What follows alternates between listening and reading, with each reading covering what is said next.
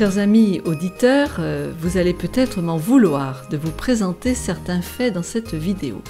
Cependant, ce n'est pas mon intention de vous faire mal. C'est l'étude des faits, des observations, de la sagesse millénaire de Dieu qui me pousse à dévoiler le pourquoi de certaines de nos perplexités humaines. Par exemple, pourquoi vieillit-on si mal? Pourquoi perdons-nous nos capacités mentales? Et ne pouvons-nous plus communier consciemment avec notre Créateur et Dieu? C'est le sujet de cette vidéo. Quelle est la relation entre la foi, la nutrition, le style de vie et les maladies mentales? Il est bien évident que notre mental affecte notre vie spirituelle, que l'état de notre corps affecte notre mental et par conséquent notre vie spirituelle et émotionnelle. J'aime beaucoup cette citation de mon écrivain préféré. Il est dit « Les nerfs sensibles du cerveau qui communiquent avec le corps tout entier sont le seul médium ou moyen par lequel le ciel communique avec l'homme et affecte sa vie intérieure. Tout ce qui perturbe la circulation du sang et du courant électrique dans le système nerveux, on appelle ça la neurotransmission, affaiblit la force de nos facultés mentales et le résultat est une insensibilisation de l'esprit. Je veux parler d'un manque de discernement, de finesse, de perception.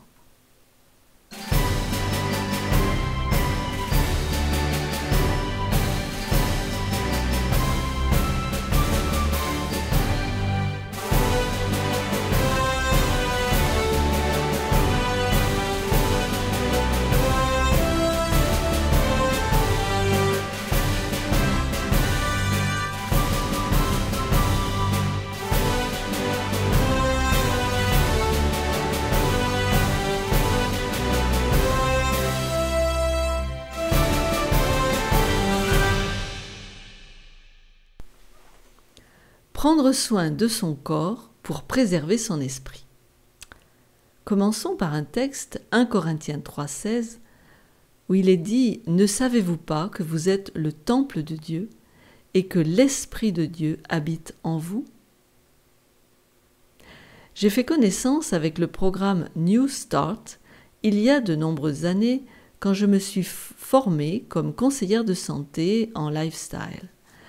Ce programme a été développé par l'Institut Weimar en Californie, qui est maintenant connu pour ses résultats très positifs.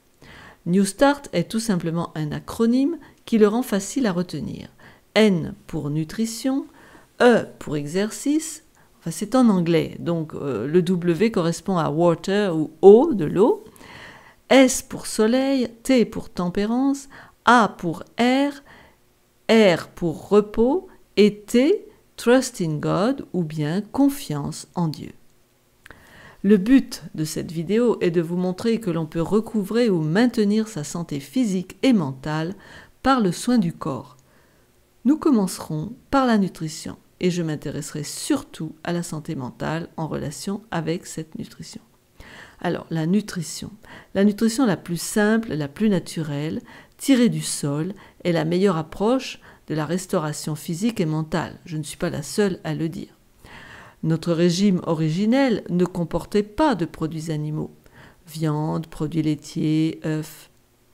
Il est dit en Genèse 1, 29, « Et Dieu dit, voici, je vous donne toute herbe portant de la semence et qui est à la surface de toute la terre, et tout arbre ayant en lui du fruit d'arbre et portant de la semence, ce sera votre nourriture. » Donc, des céréales, des graines, des fruits, des oléagineux, c'était le régime aux origines.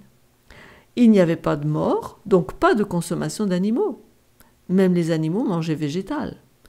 C'est après le déluge que les produits animaux furent introduits. On lit en Genèse 9, 3 et 4, « Tout ce qui se meut et qui a vie vous servira de nourriture. Je vous donne tout cela comme l'herbe verte. Seulement, vous ne mangerez point de chair avec son âme, avec son sang. » On a aujourd'hui des évidences scientifiques en faveur d'un régime végétal qui semble le plus adéquat pour le corps humain, tel d'ailleurs que voulu par Dieu, s'il est bien planifié bien sûr. Alors, je vais m'intéresser, puisque nous voulons parler de nutrition, mais surtout de maladies mentales, je vais m'intéresser à quelque chose qui est en relation et qui s'appelle des intolérances alimentaires en relation avec la neuroinflammation. Il y a une différence entre une allergie alimentaire et une intolérance alimentaire. En effet, une allergie alimentaire implique le système immunitaire et peut être fatale. Une intolérance, par contre, implique le système gastro-intestinal et peut entraîner des problèmes de santé chroniques.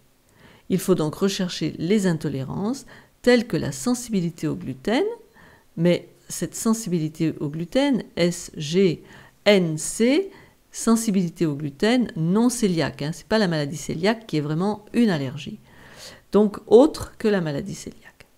Dans un article intitulé « Le gluten peut-il détruire votre cerveau ?», Chris Kresser de l'Institut Kresser a écrit « Les symptômes de l'intolérance, donc la sensibilité au gluten non cœliaque, peuvent être limités à l'intestin avec diarrhée, constipation, flatulence, mais la recherche indique que chez certains individus susceptibles ou sensibles, cette intolérance peut avoir un impact significatif sur le cerveau.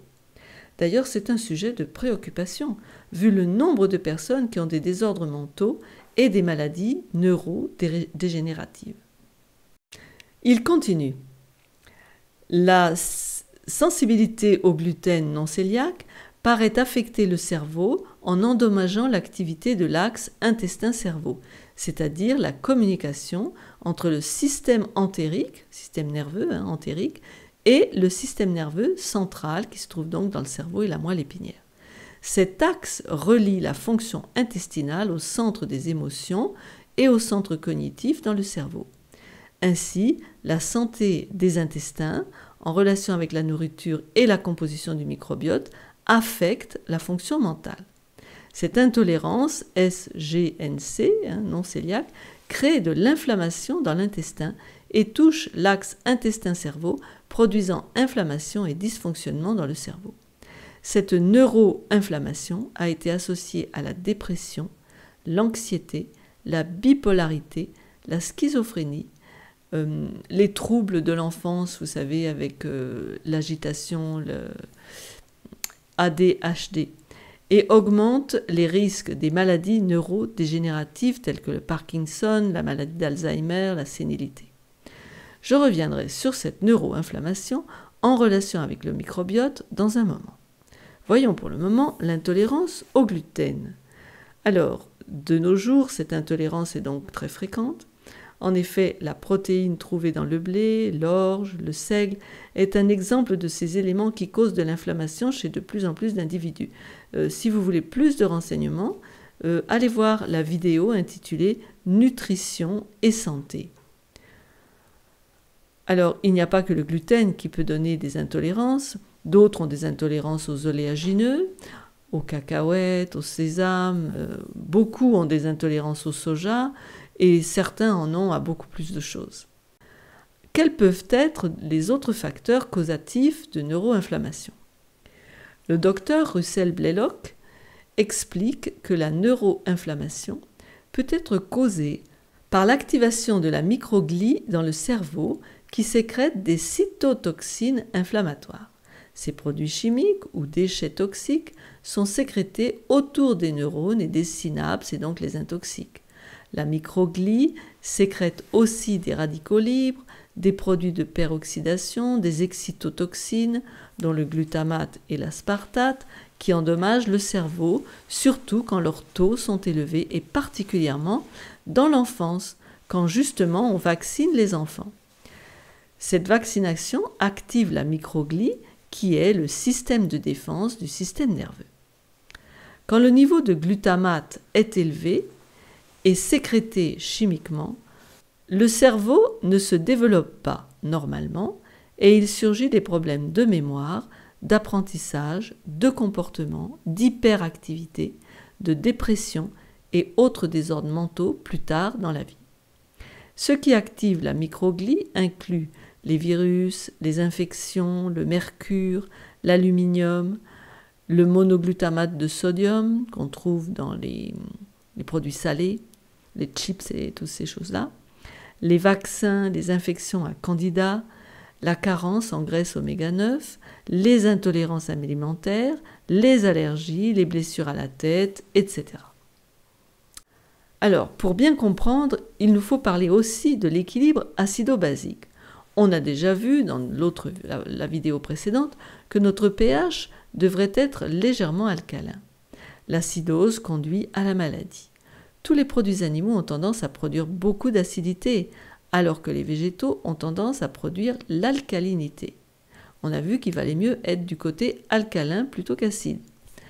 Des aliments et autres facteurs peuvent entraîner notre système vers l'acidité, par exemple le vinaigre, la moutarde, les pickles au vinaigre, le sucre et les sucrètes, le sucre blanc, je veux dire, le café, le thé, les boissons sucrées, les aliments raffinés, la nicotine, le stress, l'anxiété et le manque de sommeil. Vous allez me dire, mais qu'est-ce qui reste ? Eh bien, ce que les gens oublient le plus souvent. Les choses les plus simples, les fruits secs, les légumes verts surtout, les haricots secs et les lentilles, le soja, les noix diverses. Parlons maintenant du fuel du cerveau. Notre cerveau dépend d'un apport important et constant en glucose. C'est le fuel. L'hypoglycémie, donc le manque de sucre, le manque de glucose, peut causer de la dépression, de l'anxiété, de l'irritabilité, des troubles, des changements d'humeur, de la confusion mentale, des addictions, des problèmes de concentration et des difficultés d'apprentissage. Vous n'avez pas remarqué à 11 heures, quand vous n'avez pas bien déjeuné, que vous avez une faim terrible et que vous êtes énervé, vous avez envie d'être agressif. C'est parce que vous manquez de glucose. Pour obtenir du glucose pour toute la journée, il faut donc prendre un bon petit déjeuner composé de fruits et de céréales complètes qui fournissent un apport de glucose constant pendant plusieurs heures. Pas du pain blanc, des céréales complètes, du pain complet, d'autres choses. Les flocons d'avoine, par exemple. Personnellement, je fais des gaufres au millet, au quinoa, du sarrasin, de l'amarante. On peut préparer ça de toutes sortes de façons très agréables. Et on ajoute quelques noix. Parlons maintenant des graisses. On fait le tour de la question alimentaire en relation avec l'inflammation du cerveau et le cerveau. Les oméga 3, les graisses oméga 3 et les graisses oméga 6 sont des acides gras essentiels qui doivent être consommés dans un rapport de 2 parts d'oméga 3 pour 1 part d'oméga 6. Actuellement, c'est plutôt l'inverse. L'excès d'oméga 6 produit de l'inflammation et les oméga 3 agissent comme antidépresseurs. Et comme ils sont souvent absents ou beaucoup plus en petite quantité, eh bien, on a la dépression qui gagne sur la santé. On les trouve, ces oméga 3, dans les graines de lin, les graines de chia, les graines de courge, les noix, et on les ajoute en poudre, environ 2 cuillères à soupe, dans les porridge, dans les flocons d'avoine, dans son petit déjeuner, dans un petit café de céréales au lait de soja ou au lait de riz, et on a ainsi, ou écrasé dans une banane, voilà. On a donc chaque jour à prendre nos oméga 3. Les oméga 6, on les trouve dans les huiles, comme le tournesol, le sésame, l'arachide. Il faudra donc choisir des huiles vierges, parce que vous pouvez avoir des oméga 6 dans les huiles de tournesol et d'arachide, mais si l'huile a été raffinée, il n'y en a plus beaucoup. Il faut absolument que ces structures soient respectées, pas être chauffées, pas être à la lumière, et permettre ainsi et vraiment d'être conservées pas trop longtemps aussi, parce qu'elles s'abîment très rapidement, elles se rancissent rapidement. Donc, on y ajoute des olives, des noix, des avocats, des graines, de la noix de coco pour bénéficier de tous ces oméga 3 bienfaisants. Par contre, évitez les graisses que l'on appelle trans, selon leur formule moléculaire, car elles augmentent le taux de cholestérol LDL, qui est le mauvais cholestérol. On les trouve surtout dans les aliments préparés avec des huiles raffinées, les frites, les gâteaux secs du commerce, les pizzas, les tartes, les margarines de toutes sortes. Le meilleur choix d'huile de consommation quotidienne est sans conteste l'huile d'olive de pression à froid, vierge, de nos pays méditerranéens.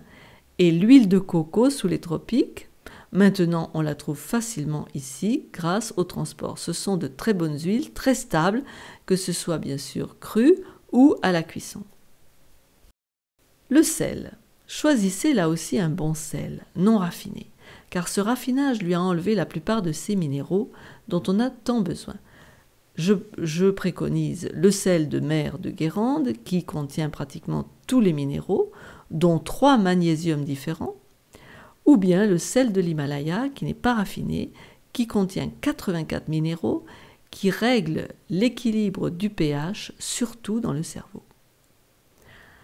Ensuite, il y a des bonnes plantes pour le système nerveux. Je ne vais pas en citer de nombreuses, mais je vous parlerai de ashwagandha, qui est tout à fait remarquable. Ça s'appelle donc ashwagandha ou ginseng indien, une très bonne plante qui favorise la production d'enzymes antioxydantes, donc pour lutter contre les radicaux libres qui sont fabriqués par l'inflammation, dans le cortex cérébral. Elle diminue donc les effets du stress oxydatif, c'est ce que je viens de vous expliquer, sur notre cerveau et donc préserve nos neurones. Tant de gens aujourd'hui perdent leur fonction mentale et cognitive avec différentes et de plus en plus nombreuses maladies neurodégénératives. Dans le cadre de nos vidéos chrétiennes dont le but est d'aider chacun à trouver le salut, il est essentiel de préserver notre santé mentale. Ça va avec la santé spirituelle. Surtout notre cerveau frontal, siège des facultés supérieures, telles que l'intellect, la volonté, le jugement, la raison, la vie spirituelle. Donc cette plante et d'autres permet de réparer la couche de myéline qui entoure chacun de nos neurones et les protège des agressions. Les vitamines et les minéraux, maintenant, sont essentiels à un bon équilibre nerveux. Par exemple, la vitamine B6, elle intervient dans la conversion du tryptophane, qui est un acide aminé essentiel, en sérotonine. Vous avez sûrement entendu parler de la sérotonine, cette hormone du bien-être. Quand elle est basse, on a de la dépression, de l'angoisse, etc. La vitamine B12, qui est aussi essentielle pour soulager dépression, irritabilité et humeur négative. Et que dire de la vitamine C, de l'acide folique, du zinc, utilisés pour soulager la dépression et le magnésium, pour calmer l'excitabilité du système nerveux et réparer la couche de myéline. Et enfin les oméga 3, la vitamine D, le fer, etc. Tout cela est utilisé par le docteur Nell Needley, qui se trouve à l'Institut de Weimar dont je vous parlais aujourd'hui, au début de ma vidéo. Et il peut arriver, grâce à un programme complet, nutrition, soins divers, et surtout la petite micronutrition en vitamines et en minéraux, à soigner des dépressions qui étaient très difficiles à guérir. Tout cela, donc, tous ces minéraux, vitamines, sont essentiels et se trouvent dans les aliments. Tous nos aliments, nos bons aliments, surtout les aliments crus, mais aussi les légumes cuits, chargés en minéraux de toutes sortes. Ne les cuisez pas à l'eau et jetez l'eau. Gardez l'eau et buvez-la, parce que c'est là que sont les minéraux. Regardez de plus les tables de composition des aliments pour composer vos menus. Maintenant, il faut parler aussi de la digestion. Il est bien beau de pouvoir manger des bonnes choses, mais encore faut-il que notre digestion soit adéquate. Notre santé mentale dépend aussi d'un système digestif en bon état. En effet, le cerveau a un effet direct sur l'estomac et les intestins. Par exemple, la simple pensée de nourriture peut relâcher les sucs digestifs avant même le moment du repas. La simple vue même de la nourriture. De même, un estomac ou un intestin irrité peut envoyer des signaux au cerveau et provoquer anxiété, stress ou dépression. La relation entre les deux est très intime. Quelques recommandations pour restaurer le tube digestif afin d'améliorer la santé mentale. Tout d'abord, je dirais de manger dans le calme, de mâcher profondément pour améliorer la digestion, de ne pas se suralimenter car cela conduit à l'indigestion et à la fermentation du bol alimentaire parce qu'il faut beaucoup de temps pour le digérer, ce qui conduit à l'acidité, à provoquer des gaz, des flatulences. Ne pas grignoter entre les repas parce que les aliments qu'on ajoute prolongent la digestion du repas précédent et occasionnent de la fermentation. Il faut compter environ 5 heures entre les repas pour que l'estomac soit vide. Manger avant d'aller dormir peut conduire à la fermentation du repas et la mauvaise haleine du matin. Ne pas manger au moins 3 heures avant de se coucher. Éviter de boire en mangeant, cela dilue les sucs digestifs et affaiblit la digestion.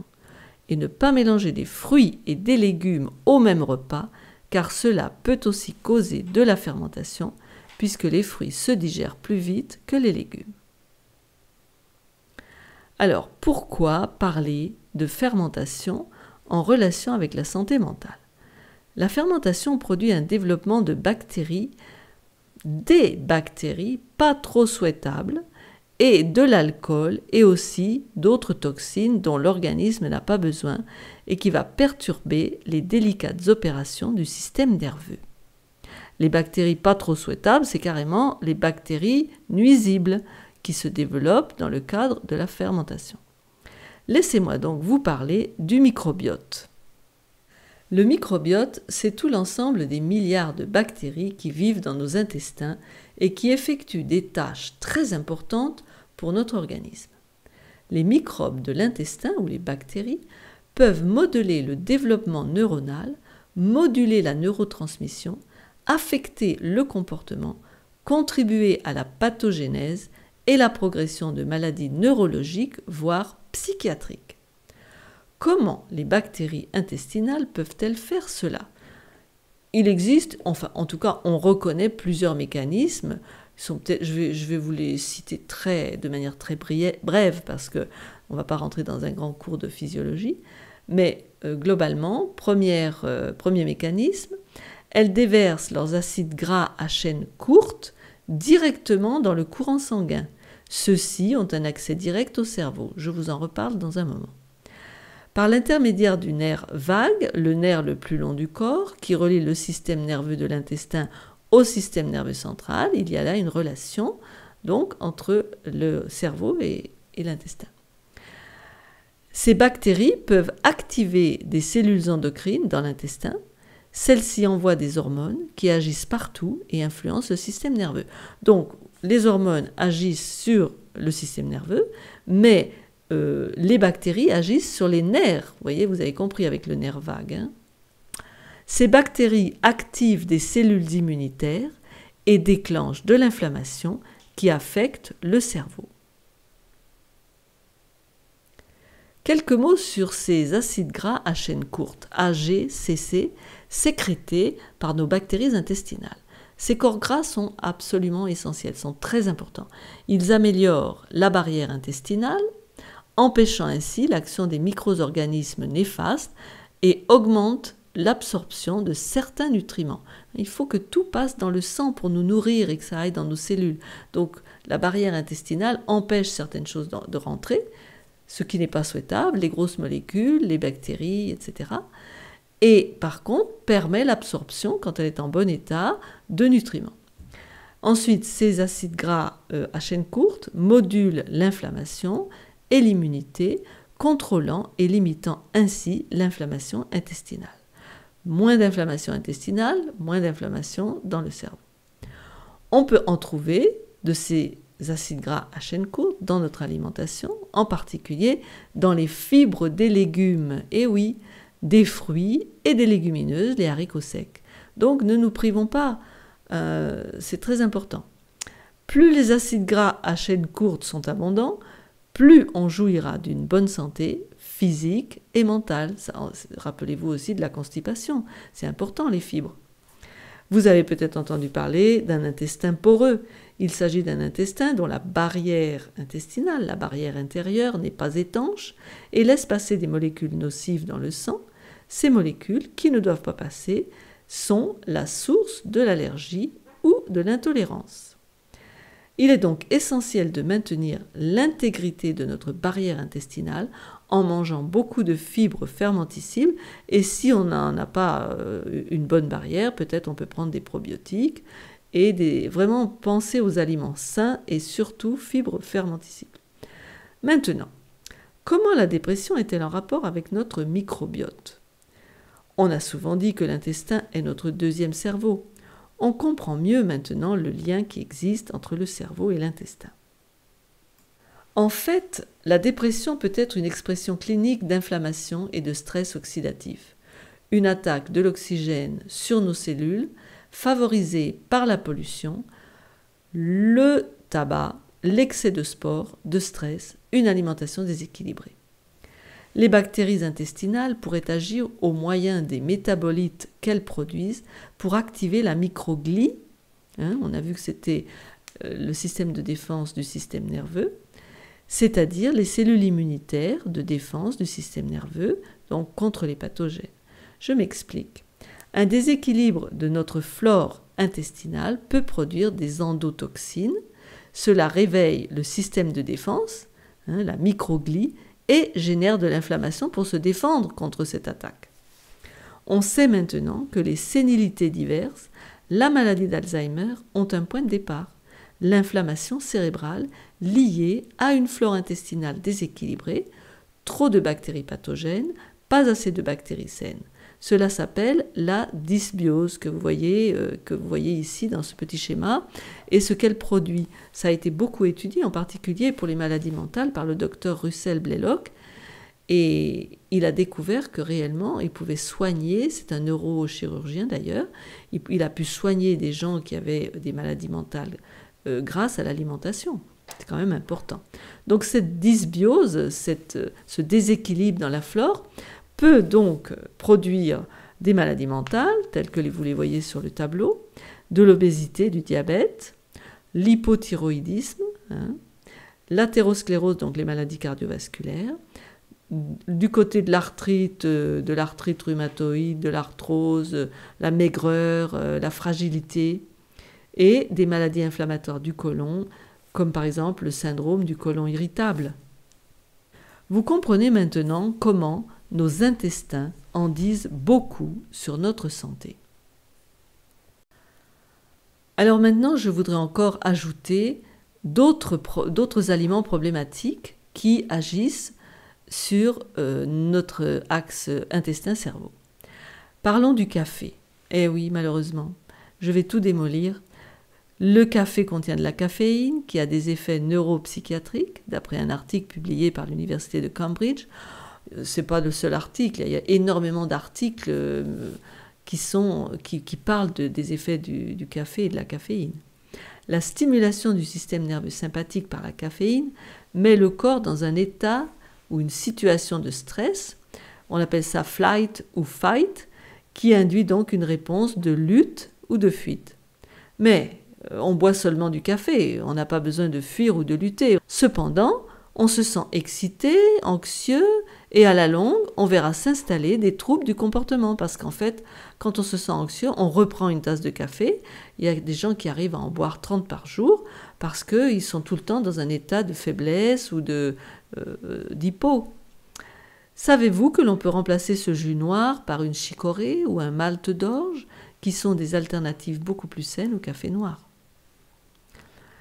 Le chocolat, eh bien oui, le cacao cru élève la sérotonine à un niveau élevé, ainsi que les endorphines et la dopamine, qui sont 3 neurotransmetteurs cruciaux pour réguler l'humeur, la douleur, le sommeil, l'appétit et aussi le cycle de l'addiction. Les composants du cacao produisent un stress, pareil, lutter ou fuir, alors que l'on ne lutte ni ne fuit. Les surrénales sont stimulées inutilement et à la longue s'épuisent. Cette fatigue surrénalienne conduit à des symptômes comme la fatigue, l'incapacité à supporter le moindre stress, l'anxiété, la dépression et plus. Il faut encore ajouter le sucre. Alors je parle là du sucre raffiné blanc. En fait, c'est presque un produit chimique. Il est tellement raffiné, il fait monter la glycémie de manière brutale et demande une décharge d'insuline pour l'abaisser. Dans la canne à sucre, il y a énormément de fibres. En plus, elle est marron, vous voyez. Donc, quand on mange un sucre blanc raffiné, vous voyez à quel point le produit est loin de l'original. Il n'y a plus de fibres, donc on mange un petit carreau là, de sucre raffiné blanc et on a une montée brutale. Normalement, il devrait y avoir des fibres qui permettaient de garder la glycémie à un taux normal. On produit une hypoglycémie réactionnelle, on se sent partir, on est mal, vite on mange plus de sucre pour se sentir mieux, ou bien on va prendre un café ou une cigarette pour produire les mêmes effets. Ces hauts et ces bas cycliques peuvent imiter les symptômes de la bipolarité, une autre condition mentale. Évitez donc totalement le sucre raffiné, surtout celui qui est caché un peu partout dans la nourriture industrielle. Le sucre peut aussi affecter votre cerveau en produisant de la dépression et de la schizophrénie. Le docteur Stephen Ilardi, PhD, a publié un article intitulé « Le sucre alimentaire et la maladie mentale ». Alors évidemment, il y a beaucoup de détails dans cet article, mais je vais aller seulement aux conclusions qui sont surprenantes peut-être ou qui vous paraîtront surprenantes. Il y a un lien important entre la consommation élevée de sucre et le risque de dépression et de schizophrénie. La consommation de sucre déclenche une avalanche de réactions chimiques qui entraînent de l'inflammation. Et si la consommation est chronique, l'inflammation devient chronique et bouleverse la fonction normale du système immunitaire et fait des ravages dans le cerveau. Après le sucre, on a encore des produits, je ne sais pas si vous les connaissez, aspartame et MSG, donc monoglutamate de sodium. Le docteur Russell Blaylock a démontré par ses recherches la nocivité de ces deux produits particulièrement. L'aspartame, donc, qui est un sucrant artificiel, vous savez, les sucrètes, et que l'on trouve dans d'autres produits sans sucre pour les diabétiques d'ailleurs, et le MSG ou monoglutamate de sodium. Alors retenez ce MSG parce que parfois il est noté comme ça et vous ne savez pas ce que c'est, mais en fait c'est un exhausteur de goût présent dans les préparations salées telles que les bouillons alimentaires, les chips et beaucoup d'autres choses, certaines levures, etc. En affectant le niveau de neurotransmission, ces produits perturbent la production de la sérotonine conduisant à la dépression, aux attaques de panique et même à la schizophrénie. Je n'en dirai pas plus, sinon que ces substances sont toxiques pour notre cerveau. Alcool et café sont des substances qui réduisent les neurotransmetteurs, donc risquent de perturber notre santé mentale, anxiété. On sait combien, quand on a pris du café, il y a de l'anxiété, de la psychose, de la dépression.